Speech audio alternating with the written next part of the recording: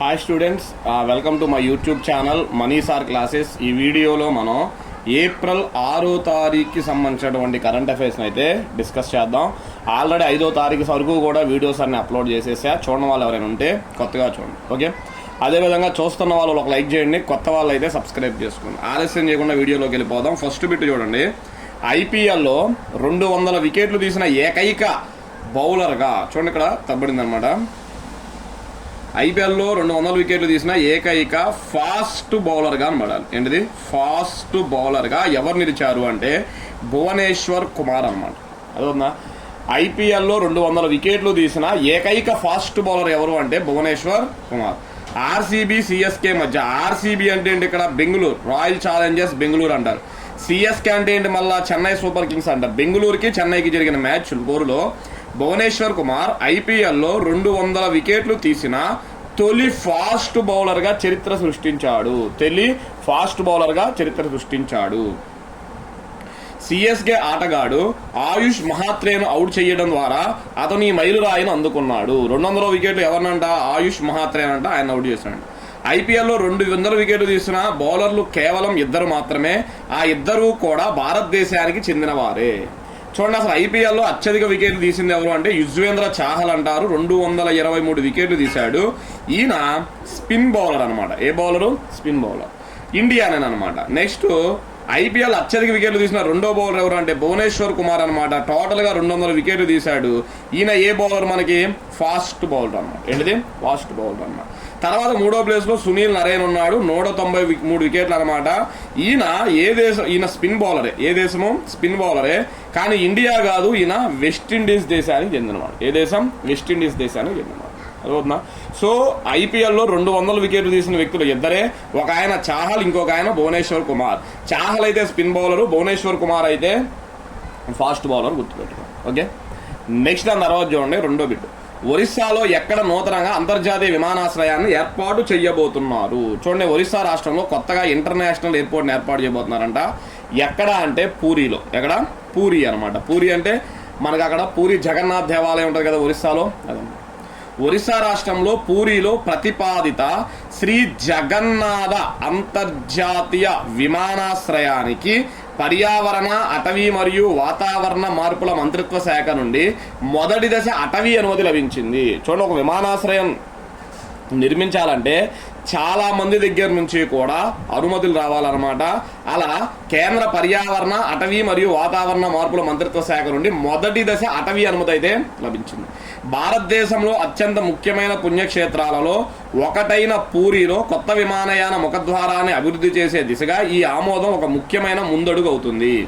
ఈ విమానయాన ప్రాజెక్టును ఒడిశా ప్రభుత్వం 2023లో తొలిసారిగా ప్రతిపాదించగా, చూడండి, 2023లో ప్రతిపాదించగా ఇప్పుడు దీనికి మొదటి అనుమతి అయితే లభించింది, ఓకే. నెక్స్ట్ అందరూ మరణించిన అలెగ్జాండర్ లియోనో అంటారు. అలెగ్జాండర్ లియోనో ఏ దేశ క్షిపణుల రూపకర్తల్లో ఒకరు అంటే రష్యా అనమాట. రష్యాలో క్షిపణులు అంటే మిసైల్స్ అనమాట. చాలా మంది శాస్త్రవేత్తలు అక్కడ మిసైల్స్లో ప్రముఖులు. వాళ్ళల్లో అలెగ్జాండర్ లియోనోవ్ అనే ఆయన కూడా ఒక ఆయన అనమాట, ఓకే. రష్యా క్షిపణుల అత్యున్నత రూపకర్తల్లో ఒకరైన అలెగ్జాండర్ లియోనోవ్ కన్నుమూశారు. రష్యాకు చెందిన హైపర్సోనిక్ క్షిపణి జిర్కాన్, గుర్తుపెట్టుకోండి, జిర్కాన్ అంట రష్యాది. సరికొత్త తరం ఇండో రష్యన్ యొక్క బ్రహ్మోస్ క్షిపణి పేరు బ్రహ్మోస్ అనమాట, గుర్తుపెట్టుకోండి, అదవుతుందా? బ్రహ్మోస్ అంటారు. ఇండియా, రష్యా కలిసి దీన్ని అభివృద్ధి చేశాయి. ఈ అభివృద్ధిలో ఆయన కీలక పాత్ర పోషించాడు. ఇక్కడ బ్రహ్మోస్ అంటే బ్రహ్మపుత్ర నది, అదేవిధంగా రష్యా దేశం యొక్క రాజధాని మాస్కో అనమాట. రెండు కలిపి బ్రహ్మోస్ అని అయితే పెట్టారు, గుర్తుపెట్టుకోండి, ఓకే. నెక్స్ట్ దాని తర్వాత చూడండి, 4. 200 ఏళ్ల క్రితం శిక్షాప్రతి అనే గ్రంథాన్ని ఎవరు రచించారు? 200 ఏళ్ల క్రితం అంట శిక్షాపత్రి అనే గ్రంథాన్ని ఎవరు రచించారు అంటే సహజానంద స్వామి. ఎవరు? సహజానంద స్వామి అన్న. గుజరాత్కు చెందిన సహజానంద స్వామి 1826లో ఈ గ్రంథాన్ని రచించాడు. చూడండి, 1826లో రచించాడంట. 1926, 2026 అంటే ఎగ్జాక్ట్గా ఈ ఇయర్కి ఎన్ని సంవత్సరాలు పూర్తి చేసుకుంది అంటే 200 ఏళ్ళు పూర్తి చేసుకుందంట. అందుకే వార్తల్లోకి వచ్చింది, ఓకే. హిందూ వాంగ్మయం స్ఫూర్తితో రాసిన 212 సంస్కృత శ్లోకాలు ఇందులో ఉన్నాయి.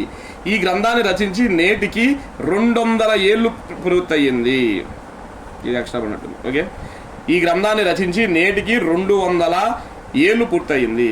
ప్రపంచంలోనే అత్యంత ముఖ్యమైన అరుదైన హిందూ పవిత్ర గ్రంథాలలో ఒకటైన శిక్షాపత్రిను బ్రిటన్ వ్యాప్తంగా ప్రదర్శిస్తున్నట్లు ఆక్స్ఫర్డ్ యూనివర్సిటీకి చెందిన బాడ్లియాన్ లైబ్రరీ ప్రకటించింది. చూడండి, ఎక్కడో బ్రిటన్ దేశము ఈ శిక్షాపత్రినంట బ్రిటన్ దేశవ్యాప్తంగా ప్రదర్శిస్తుందంట 200 ఏళ్ళు అయిన సందర్భంగా. 1826లో ఈ గ్రంథాన్ని బాంబే గవర్నర్, అప్పటి Bombay governor sir John Malcolm, ఆయన పేరేంటిది సర్ జాన్ మాల్కమ్ కు స్వయంగా సహజానంద స్వామి అప్పట్లో బహుకరించాడంట. అందుకే అది బ్రిటన్ దేశం దగ్గర అయితే. ఓకే, ఇంపార్టెంట్ బిట్ అబ్బాయి చూసుకోండి. నెక్స్ట్ అండి, 2025-26 ఆర్థిక సంవత్సరంలో ప్రధాన ఓడరేవులలో ఎన్ని మిలియన్ టన్నుల సరుకులు నిర్వహించాయి? అదవుతున్న ప్రధాన ఓడరేవులు అంటే ఎన్ని మిలియన్ టన్నుల సరుకుల్ని రవాణా చేశాయి అంటే మొత్తం 915.17 మిలియన్ టన్నులు అన్నమాట. గత ఏడాదితో పోలిస్తే ఈ ఏడాది 7.06 వృద్ధి నమోదయ్యింది. దేశంలో అత్యధికంగా 160 మెట్రిక్ టన్నుల మెట్రిక్ టన్నులు దీన్ దయాల్ పోర్ట్, ఇది ఎక్కడ ఉందంటే గుజరాత్ అథారిటీ ద్వారా నిర్వహించబడింది. చూడండి, దేశంలో ప్రధాన ఓడరేవుల్లో ఎన్ని మిలియన్ల టన్నుల సరుకు రవాణా అయిందంటే 915. మరి భారతదేశంలో ఏ ఓడరేవు నుంచి అత్యధికంగా అయిందంటే దీన్ దయాల్ పోర్ట్ అనమాట, గుజరాత్. 150.45 మెట్రిక్ టన్నుల సరుకుతో ఒరిస్సాలోని పారాదీప్ పోర్ట్ 2వ స్థానంలో ఉంది. మొదటి స్థానంలో అయితే దీన్ దయాల్ పోర్టు, 2వ స్థానంలో అయితే పారాదీప్ పోర్టు. దీన్ దయాల్ పోర్ట్ అయితే గుజరాత్, పారాదీప్ పోర్ట్ అయితే ఒరిస్సా. 102.1 మెట్రిక్ టన్నుల సరుకుతో మహారాష్ట్రలోని జవహర్ లాల్ నెహ్రూ పోర్టు 3వ స్థానంలో ఉంది. ఎన్నో స్థానంలో? 3వ స్థానంలో. అదోనా దేశంలో అత్యధిక సరుకులు రవాణా చేసిన పోర్ట్ ఏంటి? దీన్ దయాల్ పోర్ట్, గుజరాత్. రెండోది ఏంటి? పారాదీప్ పోర్ట్, ఒరిస్సా. మూడోది ఏంటిది? జవహర్ లాల్ నెహ్రూ పోర్టు, మహారాష్ట్ర. నెక్స్ట్ తర్వాత చూడండి, 6వ బిట్ అన్నమాట. పరిపాలన మరియు సేవల పంపిణీను మెరుగుపరచడానికి ఏ కార్యక్రమను భారత ప్రభుత్వం ప్రారంభించింది? అదోనా పరిపాలన మరియు సేవల పంపిణీను మెరుగుపరచడానికి ఏ కార్యక్రమమును భారత ప్రభుత్వం ప్రారంభించింది అంటే సదానా సప్తాహ్ అనమాట. దాని పేరు సదానా సప్తాహ్. చూడండి, అక్కడ సదానా అంటే అర్థం ఏంటో చూడండి. సదానా అంటే అర్థం strengthening adaptive development and human aptitude for national advancement అంట. నేషన్ అడ్వాన్స్మెంట్ అనేది సదానాకి నిర్వచనంగా చెప్పారు. అసలు ఏంటి దీని గురించి చూడండి. పౌర కేంద్రీకృత పాలనను బలోపేతం చేయడానికి, పౌర సేవల సామర్థ్యాన్ని పెంపొందించడానికి, మంత్రిత్వ శాఖలు రాష్ట్ర వ్యాప్తంగా జవాబుదారీతనంగా ఉండడానికి, సేవల పంపిణీను మెరుగుపరచడానికి ఈ కార్యక్రమాన్ని ప్రారంభించారు. అదోనా ఇది ఎందుకు అనేది పైన వివరణ అన్నమాట. ఏప్రిల్ 2 నుండి ఏప్రిల్ 8 వరకు సాధన్ సప్తాహ్ 2026 జరుగుతుంది. మిషన్ కర్మయోగి ఆధ్వర్యంలో దీన్ని నిర్వహిస్తున్నారు. మిషన్ కర్మయోగి ఆధ్వర్యంలో దీన్ని అయితే నిర్వహిస్తున్నారు. నెక్స్ట్ దాని తర్వాత చూడండి 7. 2026-27 ఆర్థిక సంవత్సరంలో భారత వృద్ధి రేటు ఎంతగా ఉండవచ్చని మూడీస్ సంస్థ అంచనా వేసింది. ఈ ఫైనాన్షియల్ ఇయర్ చూడండి, ఎప్పుడైనా నేను చాలాసార్లు చెప్పే ఎవరైనా కొత్త వాళ్ళు ఉంటే ఫైనాన్షియల్ ఎప్పుడు స్టార్ట్ అయింది అంటే ఏప్రిల్ 1వ తారీఖుతో ఫైనాన్షియల్ ఇయర్ ఆర్థిక సంవత్సరం స్టార్ట్ అయింది. ఎప్పుడు ఎండ్ అయింది అంటే మార్చి 31వ తారీఖు ఎండ్ అయింది. సో ఇప్పుడు 2026-27 ఫైనాన్షియల్ ఇయర్ ఆర్థిక సంవత్సరం అంటే అర్థం 2026 ఏప్రిల్ 1 నుంచి 2027 మార్చి 31 వరకు అని అర్థం అన్నమాట. దీంట్లో భారత వృద్ధి రేటు ఎంత శాతంగా ఉండొచ్చని మూడీస్ సంస్థ అంచనా వేసింది అంటే 6% అంట. ఎంత? 6%.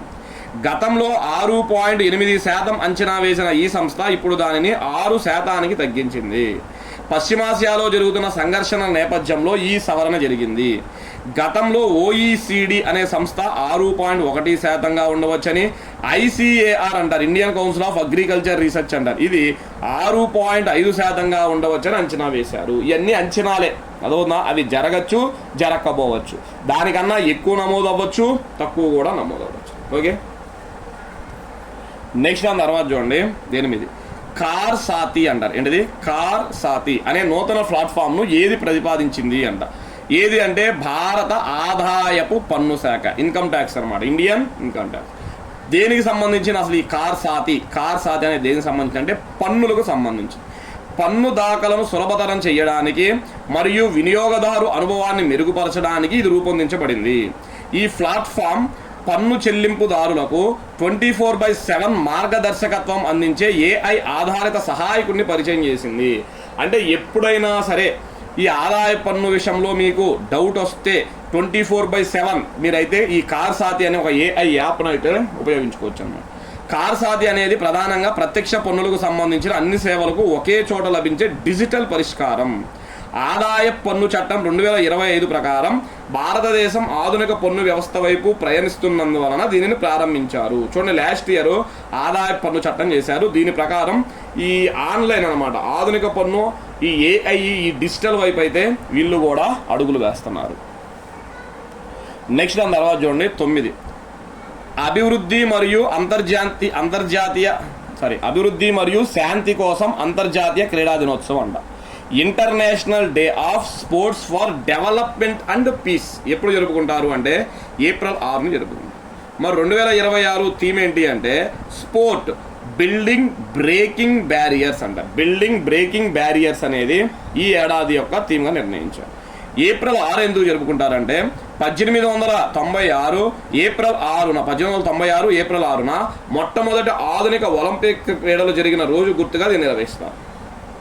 చూడండి, మొట్టమొదటిసారిగా ఆధునిక ఒలింపిక్ క్రీడలు ఏ సంవత్సరం జరిగాయి అంటే 1896లోనే గ్రీస్ దేశంలో ఏథెన్స్ అనే నగరంలో జరిగాయి అనమాట. గ్రీస్ దేశంలో ఏథెన్స్ అనే ఒక నగరం ఉంటుంది. ఆ నగరంలో 1896లో మొదటి ఒలింపిక్స్ అనేవి జరిగాయి, గుర్తుపెట్టుకోండి. చివరిసారిగా మొన్న 2024లో ప్యారిస్లో ఒలింపిక్స్ అయితే జరగనున్నాయి.